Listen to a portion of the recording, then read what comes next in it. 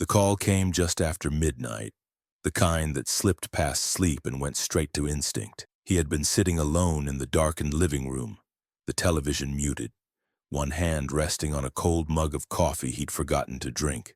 The house was quiet in the way only empty houses were. No creaks, no movement, just the low hum of appliances doing their jobs without complaint. When the phone rang, he answered before the second vibration. There was breathing on the other end, ragged, unsteady. "Dad," his son said. The word came out thick, warped around pain. "I need you." That was all it took. He was on his feet, keys already in his hand, every other thought discarded without ceremony. He didn't ask questions yet. Questions came later. First came movement. Before I tell you what happened next, subscribe the channel and let me know in the comments where are you watching from. It helps more than you know. The drive across the city felt longer than it was. Red lights blurred into one another. The radio stayed off. His focus narrowed to the road and the sound of his son's breathing still echoing in his head. He found him outside a 24-hour clinic, sitting on the curb beneath a flickering light. The sight hit harder than any memory he carried from his years in uniform. His son was 18 years old, tall, broad-shouldered, still carrying the loose confidence of someone who hadn't yet learned how quickly the world could turn. Now his face was swollen, jaw misaligned, lips split. One eye had already begun to darken. He was holding a towel to his mouth, stained through despite his efforts. The father knelt in front of him without a word, hands steady as he gently lifted the towel away. The jaw was broken, badly. His son tried to speak, failed, then looked away in embarrassment, the kind that hurt worse than the injury itself. "It's okay," the father said quietly. His voice didn't shake. That worried his son more than if it had. "You don't have to talk yet." He helped him inside, handled the paperwork, listened as the doctor explained what he already knew. Fracture. Surgery recommended. Wiring, maybe plates. Recovery would be slow. When they were finally alone in the small examination room, the father sat back in the chair and waited. Silence stretched. Then his son swallowed carefully and spoke through clenched teeth. "It was him." The father didn't ask who. "My mom's husband," his son continued, "and some guys from his gym." The name landed without being spoken. The man everyone knew. The one whose fights filled screens and headlines. The one whose hands were licensed weapons, whose reputation was built on hurting people in public while crowds cheered. The UFC fighter. "What happened?" the father asked, not raising his voice. His son stared at the floor. "I said something stupid. He grabbed me. I thought it was just posturing. Then he hit me once. I don't remember falling." "How many?" the father asked. "Just him," his son said. "The others just watched." That mattered. The father nodded slowly as if cataloging facts for later use.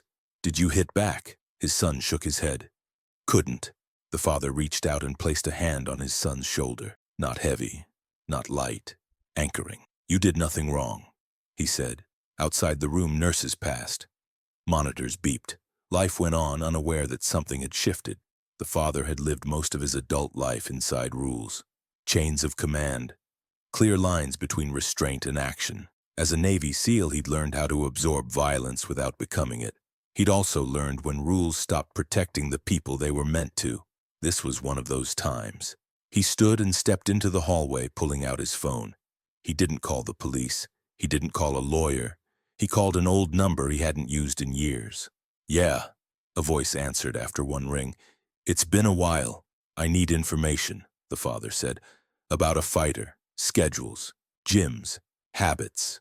There was a pause, then a low exhale. "That's a dangerous man." "So am I," the father replied.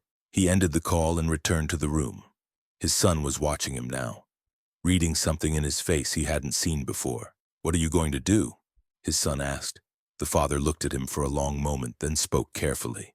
"First," he said, "I'm going to make sure you heal. And then," the father stood, straightening his jacket, posture falling into something older and heavier than civilian life. "Then," he said, "I'm going to remind someone that hurting family has consequences." Outside, the city slept. Inside, a line had been crossed, and it wasn't going to be ignored. Morning came slow and gray, the kind that dulled sound and flattened color. The father sat beside the hospital bed, arms folded, eyes fixed on the steady rise and fall of his son's chest. Machines hummed softly. Somewhere down the hall, a cart rattled, wheels squeaking in a rhythm that felt too casual for what had happened. His son slept under medication, jaw immobilized, face wrapped in careful layers. The swelling would get worse before it got better. The surgeon had explained it plainly. Plates, wiring, weeks of liquid meals, months before anything felt normal again. The father had nodded through all of it. He didn't need reassurance. He needed time. He stepped out into the hallway and checked his phone. 3 missed calls, 2 messages, all from people who still recognized the old tone in his voice, the one that didn't ask. The first message was brief. He trains at 2 gyms, one public, one private. The second followed minutes later. Security everywhere, cameras, handlers. The father typed back a single line. Good. He knew the type. Fighters who lived under lights learned to believe visibility was protection. Cameras made them bold. Crowds made them careless. It wasn't arrogance so much as habit. When your violence was applauded, you stopped imagining consequences. He went back into the room and sat down again. His son stirred, eyes opening slowly. "Dad," he said, the word forced through pain. "I'm here." There was a pause. Then quietly, "Mom called." The father didn't react. "What did she say?" "She said it got out of hand, that he didn't mean it." His son's eyes flicked up, searching. "She wants me to let it go." The father exhaled through his nose, slow and controlled. "And what do you want?" His son hesitated. "I don't know, I don't want this to turn into something worse." The father reached out and adjusted the blanket, a small, careful movement. "You focus on healing," he said. "That's your job." His son studied him. "What's yours?" The father met his gaze. "Making sure this never happens again." Later that afternoon, he drove across town to a gym that didn't advertise. No signs, no windows, just a reinforced door and a keypad that buzzed before unlocking. Inside, the air smelled like sweat and disinfectant. Heavy bags hung like tired bodies. The sound of fists hitting leather echoed through the space. The UFC fighter was there, surrounded by people who laughed too loudly and stood just a little too close. He moved with the loose confidence of a man who believed himself untouchable. Tape wrapped his hands. A coach shouted encouragement he didn't need. The father didn't approach. He watched. He watched how the fighter talked to people when the cameras were off. How he shoved a trainer aside without thinking. How his friends mimicked him, desperate for reflected power. This wasn't a misunderstanding. It was a pattern. The father left without being seen. That night, he sat at his kitchen table and laid everything out with the same precision he'd once used to plan operations. Schedules, routes, blind spots. He wasn't looking for a fight. He was looking for leverage. Violence was easy. Control took work. The next call came just before midnight. "You're serious?" the voice on the other end said. "Yes. You know who he is. I know what he did." A pause. "If this goes public..." "It won't," the father replied, "unless he wants it to." He hung up and turned off the lights, standing in the dark for a long moment. He wasn't angry. Anger was sloppy. What he felt was colder than that. Resolve. The kind that didn't rush and didn't doubt. Somewhere across the city, a fighter slept peacefully, surrounded by people who told him he was invincible. Somewhere else, an 18-year-old lay in a hospital bed, learning how to swallow without pain. The distance between those two places was shrinking, not fast, inevitable. And as the father finally lay down, eyes open in the dark, one truth settled fully into place. The man who broke his son's jaw had never met anyone like him before, and he was about to. The first mistake the fighter made was assuming the matter had ended. Public apologies were issued through intermediaries, carefully worded. Regret without responsibility. The kind of language that soothed sponsors and satisfied people who had never felt bone shift under their skin. The father read every line and felt nothing. He spent his days between the hospital and quiet places. Parks before dawn, empty parking structures, stretches of waterfront where joggers moved past without looking twice. He watched patterns. Not the fighters, but the people around him. Trainers who talked too much. Friends who bragged online. Security who relaxed when the crowd thinned. By the 4th day, he knew more about the man's habits than the man knew about himself. His son healed slowly. Swelling eased. Pain dulled into something manageable. One afternoon, while the father adjusted a pillow, his son caught his wrist. "You're doing that thing," his son said. "What thing? Where you get quiet?" The father didn't pull away. "I'm always quiet." "No," his son replied. "This is different." The father met his eyes. "You trust me?" His son nodded. "Then let me carry this," the father said. That night the father went somewhere he hadn't planned to return to.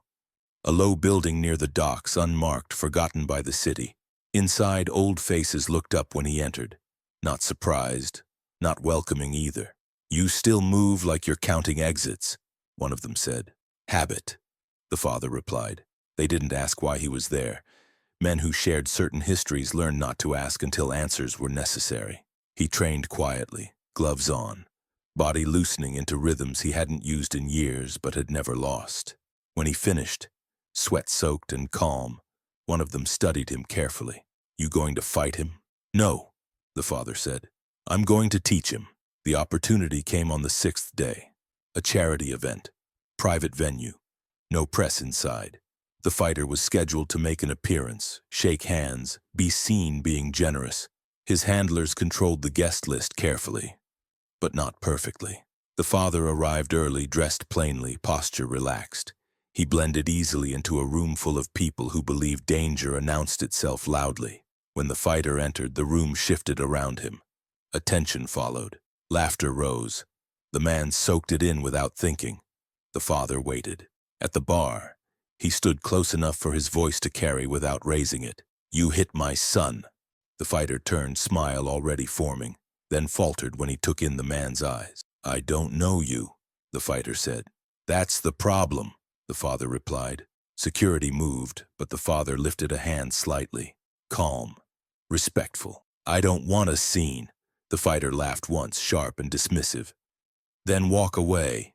The father leaned in just enough. "You broke his jaw, on purpose, in front of witnesses who were too scared to speak." The smile faded. "You think being famous makes you protected," the father continued. "It makes you predictable." The fighter's jaw tightened. He glanced around. Too many eyes, too many phones. "You threatening me?" "No," the father said. "I'm offering you a choice." The fighter scoffed. "You don't get to—" The father cut him off quietly. "You can take responsibility. Publicly. Privately. However you like. Or you can learn how small your world actually is." For a moment, something flickered behind the fighter's bravado. Not fear. Recognition? "Who are you?" he asked. The father straightened. "Someone who was taught to end problems without applause." Security stepped closer. The moment passed. The father walked away without another word. That night, the fighter couldn't sleep. He replayed the conversation again and again, unsettled by the calm, by the certainty. He told himself it was nothing. He was wrong. Because the next morning, his sponsors began asking questions they hadn't asked before. His gym schedule changed without explanation. A training partner quit suddenly. A manager stopped returning calls. The world didn't collapse. It narrowed. And as the father sat beside his son's bed later that day, watching him drink carefully through a straw, he knew the lesson had begun. It just hadn't finished yet. The fighter started to unravel in small ways first. A sponsor delayed payment. A scheduled appearance vanished from the calendar without explanation. His private gym tightened access, citing insurance concerns. Nothing dramatic. Nothing he could point to and accuse. Just pressure. Applied evenly from angles he didn't understand. The father understood it perfectly. He never raised his voice, never threatened. He let systems do the work. Paper trails, phone calls that ended politely but firmly. Old favors repaid in quiet increments. Men with long memories didn't need reminders. They only needed context. At the hospital, his son grew restless. "They say he's telling people it was mutual," his son said one afternoon, frustration leaking through the wires and bandages. "Like I started it." The father adjusted the chair and sat. "He's trying to save face." "It's working," his son muttered. The father met his eyes. "For now." That evening, the father returned to the docks. The old building was quieter this time. Fewer lights, fewer voices. He didn't train. He watched. Watched a younger man work combinations on a bag. Watched another man correct foot placement with a tap of the knuckle. "You still got it?" someone said behind him. The father didn't turn. "I didn't come to prove that." The voice chuckled softly. "Word is you're dealing with a cage fighter." The father nodded once. "Different rules," the voice said. "Same bones," the father replied. The next move wasn't physical. It didn't need to be. The fighter's manager called first, voice tight, rehearsed. "We want to smooth this over. Then start by telling the truth," the father said. The manager hesitated. "He's under contract." "So was my son," the father replied. With his own body, the line went quiet. By the end of the week, a statement was drafted, carefully worded, apology adjacent, responsibility diluted. The father read it and set it aside. Not enough. The real pressure came from inside the fighter's circle. Training partners who stopped showing up. Coaches who began correcting harder, pushing longer. Not cruelty, scrutiny. The kind that exposed weaknesses. One night after a brutal session, the fighter sat alone in the locker room and stared at his reflection. For the first time, he looked tired. Not physically, something deeper. He called the father. "I'll pay for the surgery," the fighter said, "whatever it costs."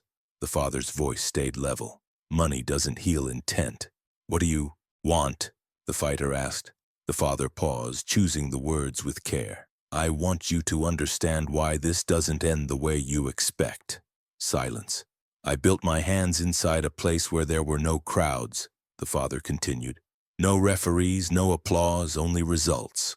The fighter swallowed. "You threatening me?" "No," the father said again. "I'm explaining." The call ended without agreement. That night the fighter slept poorly. Dreams of cages without doors. Of rooms that kept getting smaller. Across the city, the father stood at his son's window and watched the lights. The boy slept, breathing steady now, healing underway. The father placed a hand on the glass and felt the calm settle in.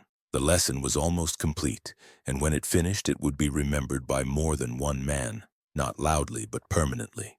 The fighter finally asked for a meeting, not through managers, not through lawyers, direct. The message was short and stripped of bravado. Name the place. The father chose a location that carried no advantage. An old community gym scheduled to close for renovations. No cameras, no crowd. Just scuffed mats, a ring that had seen better decades, and fluorescent lights that buzzed without mercy. The fighter arrived first. He paced, rolled his shoulders, shadow-boxed lightly. Muscle memory did what it always did. Kept him busy so his mind wouldn't wander to places he didn't control. He told himself this was still his world, that violence answered to him. The door opened quietly. The father stepped inside and closed it behind him. No uniform, no fanfare, just a man in a jacket that had seen years of use. Posture easy, eyes alert. He didn't stretch, didn't warm up. He looked around the room as if confirming exits out of habit rather than need. The fighter stopped moving. "You came alone," the fighter said. "So did you," the father replied. A beat passed. "You want to fight," the fighter said. The father shook his head. "I want you to listen," the fighter scoffed. "You broke into my life, messed with my work, my money. I removed your excuses," the father cut in calmly. "You did the rest." The fighter stepped closer, testing distance. "You think because you're older. I think because you hit someone who couldn't defend himself," the father said. "And you enjoyed it." The words landed harder than a punch. The fighter's jaw tightened. "He disrespected me." The father's eyes hardened. He was 18. Silence filled the gym, thick and uncomfortable. "You want closure," the father continued. "So do I. Here it is." He stepped forward, not aggressive, not defensive, balanced. "You never fight people who can hurt you back," he said. "You fight people who make you feel big." The fighter lashed out then. A fast combination, clean, professional. The father moved like the strikes had been scheduled. He didn't counter with power. He redirected, smothered angles, stepped inside range where cameras never taught fighters to live. The fighter stumbled back, surprised more than hurt. The father stopped. "I'm not here to beat you," he said. "I'm here to show you why I could." The fighter breathed hard now. eyes searching. "Who are you?" The father didn't answer. He adjusted his stance slightly. Something old surfaced in the movement, something trained far from mirrors and judges. Fighter saw it. For the first time, fear crept in, not panic, but recognition. They stood there, the moment stretched thin. "If you touch my son again," the father said quietly, "I won't stop at lessons." The fighter nodded once. Not agreement, acceptance. They left separately. No headlines followed, no viral clips, no public reckoning, just a quiet shift in the fighter's behavior. Apologies spoken without microphones, money sent without conditions. A career that continued but with edges sanded down by caution. At the hospital, the father sat beside his son as wires were removed, progress slow but steady. The boy looked at him one evening and smiled carefully. "Mom says he won't come near me again," his son said. The father nodded. "He won't." "Did you fight him?" his son asked. The father considered the question. "No," he said. "I made sure he understood." That night, as the city settled into routine, the father stepped outside and breathed the cool air. The weight he'd been carrying finally eased, but not completely, because some lessons weren't finished until they were lived with. And this one still had one final step left to take. The final step didn't involve confrontation. It rarely did. Weeks passed. The city forgot what it never truly knew. News cycles moved on, attention drifted, and the fighter returned to training with a new seriousness that hadn't been there before. He kept his distance. He kept his hands to himself. When his name came up, it did so without the usual bravado. The father watched none of it. His world narrowed again to a hospital schedule and the quiet work of recovery. His son learned to speak clearly as the wires came off, learned to chew without pain, learned to smile without flinching. Each small milestone mattered more than anything that happened beyond those walls. One afternoon, as sunlight filtered through the window, his son looked at him and asked, "Are you done now?" The father considered the question honestly. "Yes," he said, "we're done." "What if he forgets?" his son asked. The father shook his head. "He won't." He didn't say why. He didn't need to. The last thing the father did was simple. He sent one message, not a threat, not a reminder. A statement of boundaries written in plain language, the kind that didn't invite negotiation. It was received, read, understood. After that, there were no more calls. The father returned to a life that looked ordinary from the outside. Early mornings, long walks, quiet meals. People saw a man who blended into the background easily, unaware that blending had once been a skill honed under far harsher conditions. He never spoke of the teams, never mentioned boxing rings hidden inside military compounds, where fights ended without applause and respect was earned through restraint as much as force. That chapter stayed where it belonged. What mattered was this. His son healed. He enrolled in classes again, laughed more easily, carried himself with a new awareness, not fear but understanding. He learned what strength really looked like, not as spectacle but as responsibility. One evening they stood together on the porch, the air cool and still. The son broke the silence. "Thanks for coming," he said. The father nodded. "I always will." The past didn't follow them. It didn't need to. Because justice, when done right, didn't announce itself. It corrected the imbalance and stepped aside. And if you've been listening this far, subscribe to the channel and let me know in the comments what time it is where you're watching from. It helps more than you know.